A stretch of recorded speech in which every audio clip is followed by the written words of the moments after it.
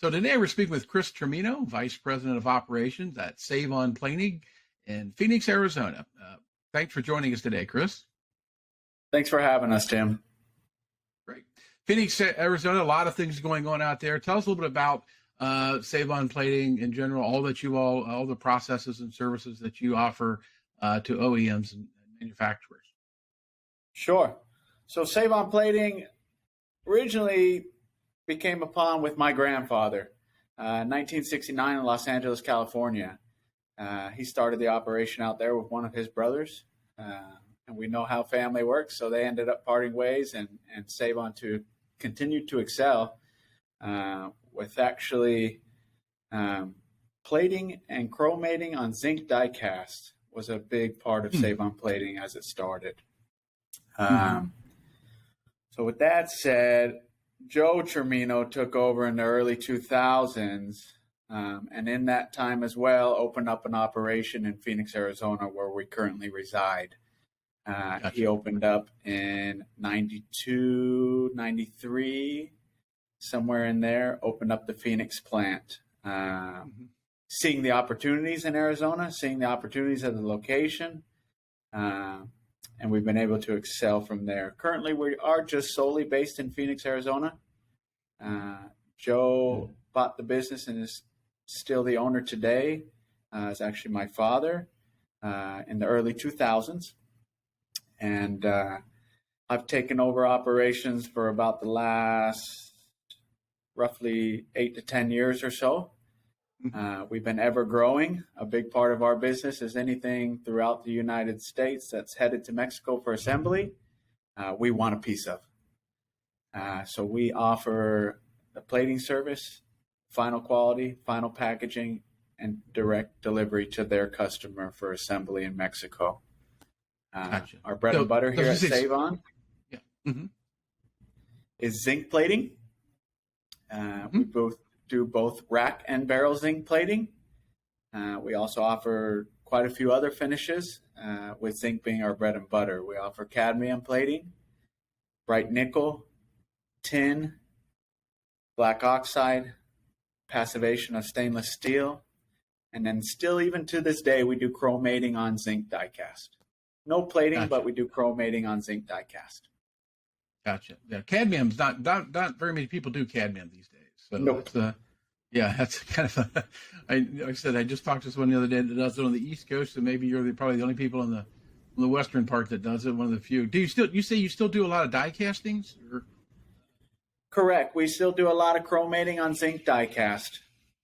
Right, which is a tough one to do. It's sometimes correct if with the parts and getting them all finished and getting them right, and especially the die casting, certainly. You got it.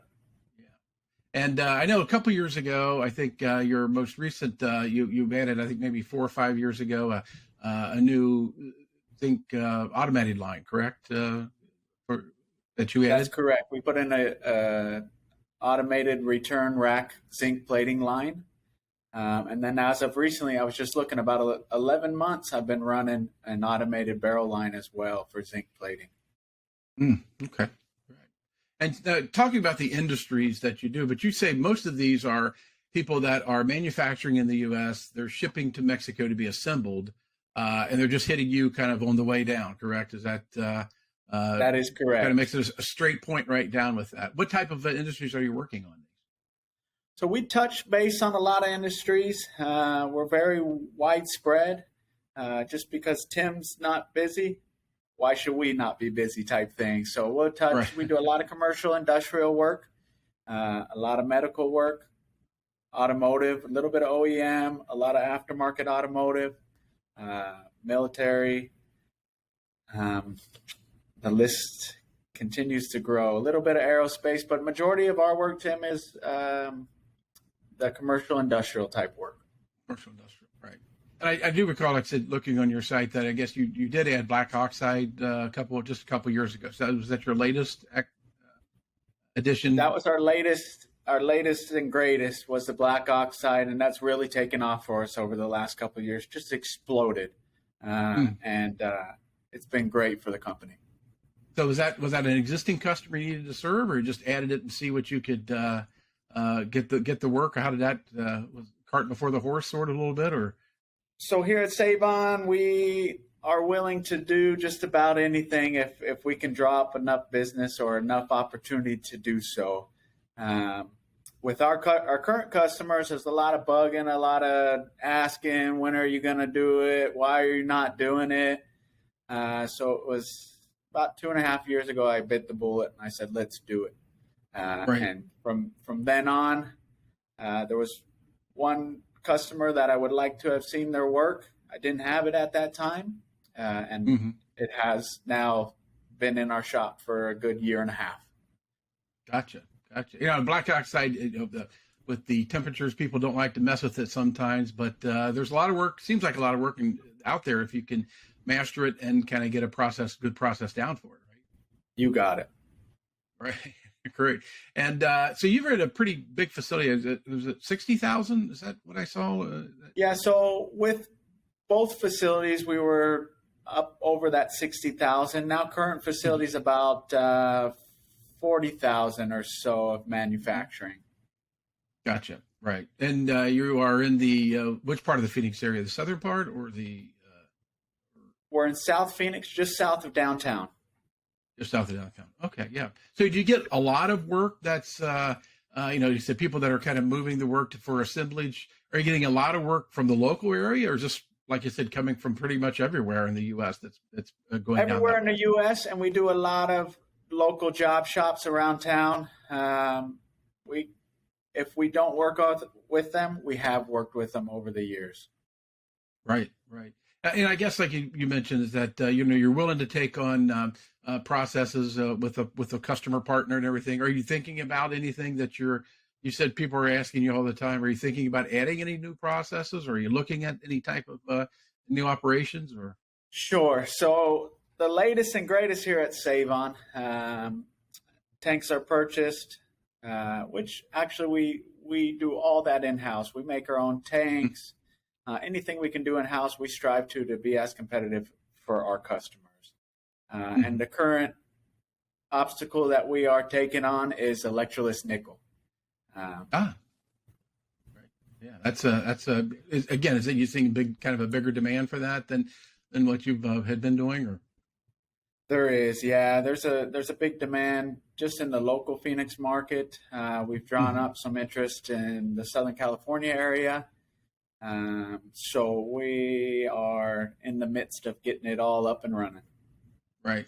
When you said you were doing die castings before, do you do the finish beforehand, the polishing and things like that, or you just kind of take them? Are they coming to you kind of already ready to just plate on, or are they? So the cast parts come to us as a raw cast, already machined, race ready for me to clean and apply the chromate to. Gotcha. Right. And so how long have you been, like I said, family owned operation there? How long have you been with the company then? So we've been, myself has been full-time since 2009. Prior to that, I was the truck cleaner, truck delivery guy when I could, whatever that looked like. Right. And how many people do you have working for you there now? Kind of a bigger operation though. Roughly about 35 employees. Right. Is the the workforce in Arizona? I know it's tough all over. How's it doing in that region there? So that brings up a great question, Tim.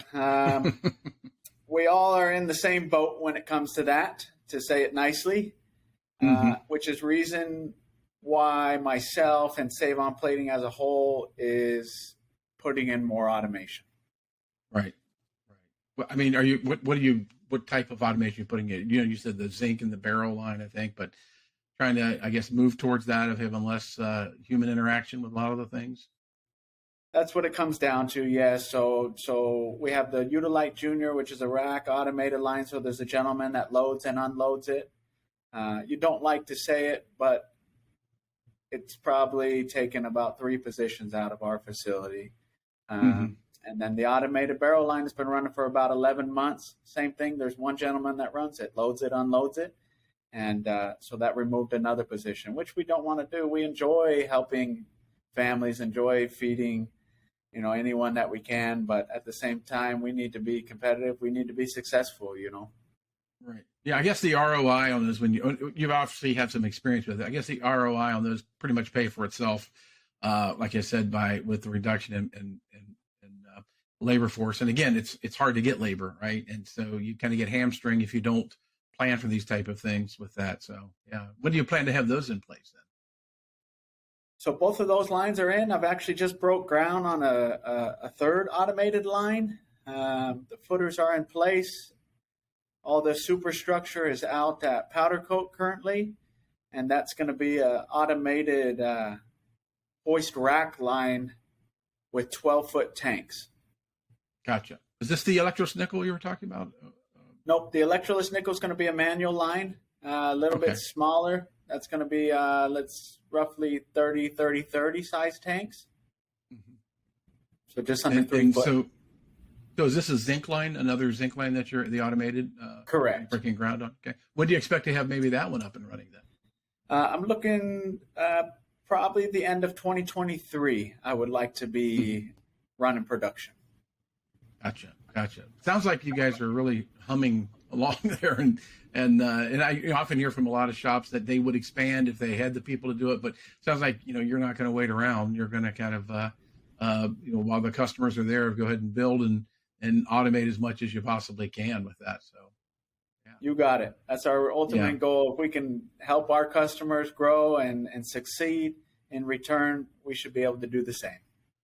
Right. Tell me about the name Sav-On. I know that was from the 1960. It almost sounds like a local grocery store, actually. But tell me about the name. Where'd that come from? So that's something my grandfather implemented. I can't say that I've ever got the story of it. I think it's fitting. In the same gist of things, we know what it costs to plate items, and we need to charge accordingly in order to be successful. But I like it. It's catchy and definitely fitting for our operation. Right. I noticed on your website you have kind of your company creed is that you want to be known as a very ethical business operations. Tell me about that a little bit of what you're trying to strive for with that. So, very much so. I mean, just as you stated, it's important for us to be the best we can be, whether that's on the business side of things and being as successful as possible, all the way down to the employees.